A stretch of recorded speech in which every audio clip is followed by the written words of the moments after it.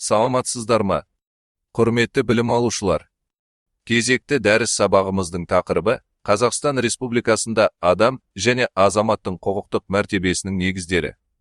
Қазақстан Республикасында адам мен азаматтың құқықтық мәртебесі мемлекеттің демократиялық, құқықтық және әлеуметтік сипатының басты негізін құрайды. Құқықтық мәртебе жеке тұлғаның мемлекет пен қоғамдағы орнын, құқықтары мен бостандықтарын, сондай-ақ заңды міндеттерін айқындайтын конституциялық, құқықтық категория. Қазақстан Республикасында адам және азаматтың құқықтық мәртебесінің негіздері тақырыбына арналған дәріс сабағымыздың мақсаты. Адам және азаматтың құқықтық мәртебесінің мәнін, құқықтары мен міндеттерін және олардың конституциялық кепілдіктерін түсіндіру. Дәріс міндеттері: құқықтық мәртебенің мазмұнын ашу, негізгі құқықтар мен бостандықтарды түсіндіру, конституциялық кепілдіктерді айқындау. Дәріс өзектілігі: Қазақстан Республикасында адам мен азаматтың құқықтық мәртебесін білу құқықтық мемлекет пен азаматтық қоғамды дамытудағы басты шарт. Ол әрбір азаматтың құқықтары мен бостандықтарын қорғауға, заң алдындағы теңдігін қамтамасыз етуге негіз болады. Дәріс жоспары. Бірінші сұрақ: Қазақстан Республикасында адам мен азаматтың құқықтық мәртебесінің түсінігі мен маңызы. Екінші сұрақ: Конституциядағы негізгі құқықтар, бостандықтар және міндеттердің жүйесі.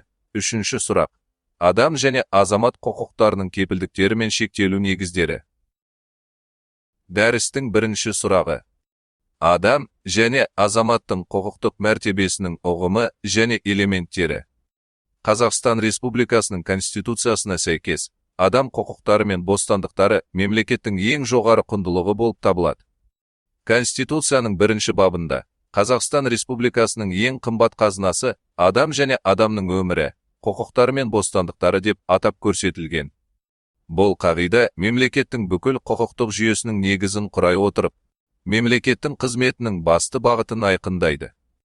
Адам мен азаматтың құқықтық мәртебесі бұл жеке тұлғаның мемлекет пен қоғамдағы құқықтық жағдайын сипаттайтын ұғым. Ол адамның құқықтары мен бостандықтарының жиынтығы мен оған жүктелген міндеттерден құралады. Құқықтық мәртебе әрбір азаматтың қоғамдағы орнын айқындап, оның мемлекетпен өзара қарым-қатынасын заң тұрғысынан белгілейді. Қазақстанда құқықтық мәртебе ұғымы тек құқықтар мен бостандықтарды бекітіп қана қоймайды, сонымен бірге олардың жүзеге асырылу кепілдіктерін де қамтиды. Конституцияда бекітілген құқықтар барлық азаматтарға тең дәрежеде таралады, және заң алдында бәрі бірдей. Бұл қағида құқықтық мемлекет пен демократиялық қоғам құрудың басты негіздерінің бірі болып табылады. Адам мен азаматтың құқықтық мәртебесінің маңызын бірнеше тұрғыдан қарастыруға болады. Бірінші, әлеуметтік маңызы азаматтың қоғамдағы орнын, оның еркін дамуын қамтамасыз етеді. Екінші, саяси маңызы азаматтың мемлекет басқаруға қатысуына, саяси еркіндіктерін жүзеге асыруына жағдай жасайды. Үшінші, құқықтық маңызы адамның мемлекетпен қатынасын құқықтық негізде реттейді және құқық қорғау тетіктерін белгілейді. Осылайша, құқықтық мәртебе адамның қадір-қасиетін қорғаудың, оның қоғамдағы толыққанды мүшесі болуын қамтамасыз етудің, мемлекеттің демократиялық, құқықтық және әлеуметтік сипатын айқындаудың басты кепілі болып табылады. Дәрістің екінші сұрағы: Конституциядағы негізгі құқықтар, бостандықтар және міндеттердің жүйесі деп аталады. 1995 жылғы Қазақстан Республикасының Конституциясы еліміздің құқықтық жүйесінің іргетасы, мемлекеттік биліктің, қоғам мен жеке адамның арақатынасын реттейтін басты құжат. Бұл Конституцияда адам мен азаматтың құқықтары мен бостандықтарына айрықша назар аударылған. Себебі, демократиялық мемлекеттің басты құндылығы адам және оның өмірі, құқықтары мен еркіндіктері. Конституцияның екінші бөлімі адам және азамат деп аталады, және онда 30-дан астам бап қамтылған. Бұл бөлім Қазақстан халқының құқықтық мәртебесін жан-жақты айқындайды. Яғни, мұнда әрбір жеке тұлғаның табиғи құқықтары мен бостандықтары бекітіліп қана қоймай, олардың мемлекет пен қоғам алдындағы жауапкершіліктері де көрсетілген. Осы арқылы Конституция азамат пен мемлекет арасындағы өзара міндеттемелердің теңгерімін орнатты. Адам мен азаматтың негізгі құқықтары мен бостандықтарын бірнеше топқа бөлуге болады. Бірінші топ: жеке, азаматтық құқықтар мен бостандықтар. Бұл құқықтар әрбір адамның табиғи, ажырамас құқықтары болып табылады. Олардың мақсаты жеке тұлғаның бостандығын, ар-намысын, қадір-қасиетін және жеке өмірін қорғау. Өмір сүру құқығы Конституцияның 15-ші бабында бекітіліп, ешкімнің өз бетінше адам өмірін қиюға құқығы жоқ екені көрсетілген. Ар-намыс пен қадір-қасиетке қол сұқпаушылық 17-ші бапта бекітіліп, ешкімді азаптауға, зорлық, зомбылыққа немесе адамдық қадір-қасиетін қорлайтын әрекеттерге жол берілмейтіні белгіленген. Ар-ождан бостандығы 22-ші бапта діни сенімге және өз көзқарасын ұстануға кепілдік беріледі. Тұрғын үйге қол сұқпаушылық 25-ші бап бойынша ешкімді заңсыз тұрғын үйінен айыруға болмайды. Екінші топ. Саяси құқықтар мен бостандықтар. Бұл құқықтар азаматтың мемлекет істерін басқаруға, саяси өмірге белсенді араласуына жағдай жасайды. Сөз және шығармашылық бостандығы 20-ші бапта әркімнің еркін пікір айтуға және ақпарат таратуға құқығы бар екендігі бекітілген. Бірлесу бостандығы 23-ші бапқа сәйкес азаматтар саяси партияларға, қоғамдық бірлестіктерге және басқа да ұйымдарға ерікті түрде бірге алады. Сайлау құқығы 33-ші бап азаматтардың сайлауға және сайлануға тең құқықтарын белгілейді. Үшінші топ. Әлеуметтік, экономикалық құқықтар. Бұл құқықтар адамның материалдық және әлеуметтік жағдайын жақсартуға бағытталған. Еңбек ету құқығы 24-ші бапта бекітілген. Ол әрбір азаматқа мамандығын еркін таңдауға, қауіпсіз еңбек жағдайына және еңбекақы алуға кепілдік береді. Денсаулық сақтау құқығы 29-ші бап бойынша мемлекет азаматтардың денсаулығын қорғауға жағдай жасайды. Білім алу құқығы 30-ші бап әрбір адамның тегін орта білім алуға, сондай ақ қабілеті мен мүмкіндігіне қарай жоғары білім алуына мүмкіндік береді. Төртінші топ. Конституциялық міндеттер. Азаматтардың құқықтары мен бостандықтарымен қатар, олардың қоғам мен мемлекет алдындағы міндеттері де бар. Бұл міндеттерді орындау құқықтық мәртебенің ажырамас бөлігі. Конституция мен заңдарды сақтау әрбір азаматтың басты міндеті. Салықтар мен басқа да міндетті төлемдерді төлеу. Отанды қорғау әрбір қазақстандықтың қасиетті борышы. Осылайша, Конституциядағы негізгі құқықтар мен бостандықтар адамды ең қымбат қазына ретінде қорғауға бағытталған, ал азаматтардың міндеттері мемлекеттің тұрақтылығын қамтамасыз етудің кепілі болып табылады. Бұл құқықтар мен міндеттердің үйлесімділігі құқықтық мемлекеттің берік іргетасын қалайды. Дәрістің үшінші сұрағы. Адам және азамат құқықтарының кепілдіктері мен шектелу негіздері деп аталады. Адам мен азаматтың құқықтары мен бостандықтарын жүзеге асыруды мемлекет әртүрлі кепілдіктер арқылы қамтамасыз етеді. Конституциялық деңгейдегі кепілдік. Адам мен азамат құқықтары Конституцияда ең жоғарғы құндылық ретінде қорғалады. Олар Конституциямен бекітілген және елдің құқықтық жүйесінің негізі болып табылады. Бірінші. Заңның үстемдігі және Конституцияның бірінші орын алуы. Конституцияның жоғары заңдық күші бар. Заңдар мен басқа актілер Конституцияға сәйкес болуы шарт.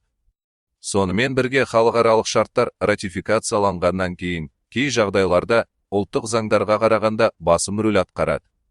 Конституция Республики Казахстан екінші. Соттық қорғау. Әркімнің өзінің құқықтары мен бостандықтарын сот арқылы қорғау құқығы бар соттардың, оның ішінде азаматтық, әкімшілік және қылмыстық істер бойынша тәуелсіз сот төрелігінің болуы құқықтардың негізгі кепілі. Үшінші. Конституциялық бақылау институттары. Заңдар мен актілердің Конституцияға сәйкестігін тексеру арқылы Конституциялық сот негізгі қорғау тетіктерінің бірі. Азаматтар мен органдардың мемлекеттегі құқықтық тәртіпті сақтауын бақылауға мүмкіндік береді. Төртінші. Адам құқықтары жөніндегі уәкіл омбудсмен. Официалдық институт ретінде шағымдарды қабылдап, зерттеп, құқық бұзушылықтарды тоқтатуға ұсыныстар енгізеді. Бұл тәуелсіз бақылау және құқықтарды қалпына келтірудің тағы бір тетігі. Құрметті білім алушылар, осы көріп отырған кепілдіктердің түрлерінен бөлек, құқықтарды шектеудің принциптері және негіздері қарастырылған.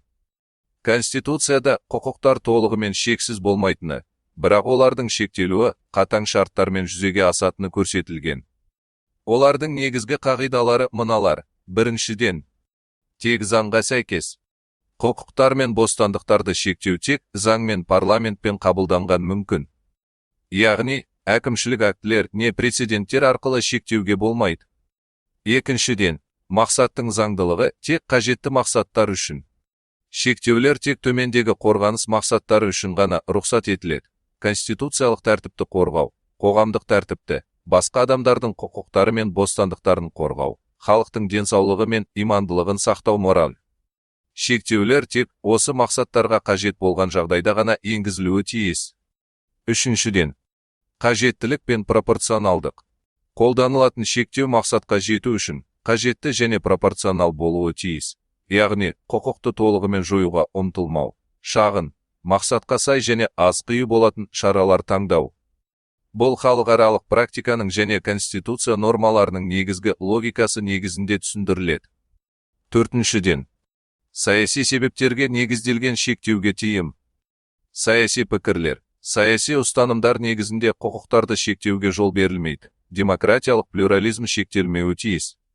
Бесіншіден, жарайтын рәсімдер және бақылау. Шектеулер енгізілгенде олар заңды түрде жарияланып, соттар мен конституциялық бақылау арқылы тексерілуі мүмкін. Бұл құқықтардың артық шектелуін тежеу үшін маңызды. Егер жеке адамның құқықтары шектелсе, немесе бұзылса, алдымен сотқа жүгіну құқығы бар азаматтық, әкімшілік немесе қылмыстық процестік тәртіпке сәйкес. Адам құқықтарын қорғау үшін адам құқықтары жөніндегі уәкілге, омбудсменге арыз беруге болады. Уәкіл тәуелсіз және азаматтардан келіп түскен шағымдарды қарастырады. Заңдар конституцияға қайшы деп саналған жағдайда конституциялық сотқа жүгініп, норманың конституцияға сәйкестігін сұрауға болады. Нормативтік актіні тексеру. Егер отандық құралдар жеткіліксіз болса және халықаралық келісімдерден туындайтын құқықтар қолданылатын болса, мысалы, Еуропа адам құқықтары конвенциясы, егер Қазақстан қатыса, халықаралық тетіктерге жүгінуге мүмкіндік болуы мүмкін. Алайда, әдетте алдымен ішкі жолдарды аяқтау талап етіледі. Қазақстан Республикасында адамның құқықтық мәртебесі конституциямен айқындалып, құқықтар мен бостандықтар кешені бекітіледі. Ал мемлекет оларды қамтамасыз етіп, азаматтарға белгілі міндеттер жүктейді. Жеке, саяси, әлеуметтік, экономикалық құқықтар мен бостандықтар кешені әрбір азаматқа беріледі, және мемлекет оларды заңды, саяси және әлеуметтік кепілдіктер арқылы қамтамасыз етеді. Қазақстан Конституциясы адам және азамат құқықтарын жоғары құндылық ретінде кепілдейді. Құқықтардың қорғалуы Конституция мен заңдар арқылы, соттық және конституциялық бақылау, омбудсмен институты арқылы жүзеге асады.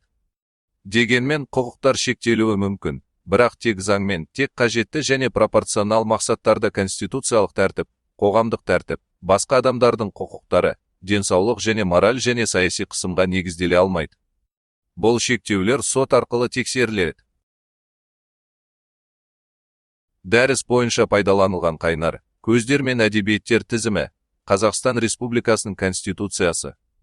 Қазақстан Республикасындағы адам құқықтары жөніндегі уәкіл туралы Қазақстан Республикасының Конституциялық заңы 2022 жылғы 5 қарашадағы номер 154 ЭКС. Иманбердиевтің Қазақстан Республикасының Конституциялық құқығы атты кітабы. Шымкент, 2018 жыл. Құрметті білім алушылар, назар салып тыңдағандарыңызға рахмет. Осымен біздің кезекті дәріс сабағымыз аяқталды. Егер дәріс мазмұны бойынша сұрақтарыңыз болатын болса, беймарал қойыңыздар. Сіздің сұрағыңыз